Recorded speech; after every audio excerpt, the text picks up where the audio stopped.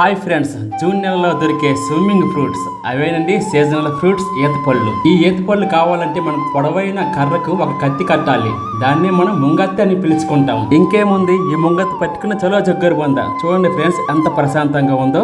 ఇక్కడ ఉన్న ఈత చెట్లలో మనకు అనువుగా ఉన్న ఒక చెట్టును సెలెక్ట్ చేసుకోవాలి. ఈ ఈత గిరలు కొయ్యాలంటే ఎంతో కొంత టాలెంట్ ఉండాలి. ఎందుకంటే ఈత చెట్టుకున్న ఈత కొమ్మలకు పెద్ద పెద్ద ముళ్ళు ఉంటాయి.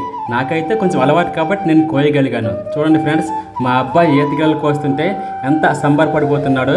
వీడికి ఆ ముళ్ళు గుచ్చుకుంటాయని అస్సలు భయం లేదు. ఎందుకంటే నాన్న ఉన్నాడు చూసుకుంటాడులే అనే నమ్మకం. వీళ్ళని చూస్తుంటే నాకు నా చిన్ననాటి రోజులు గుర్తుకొస్తుంటాయి.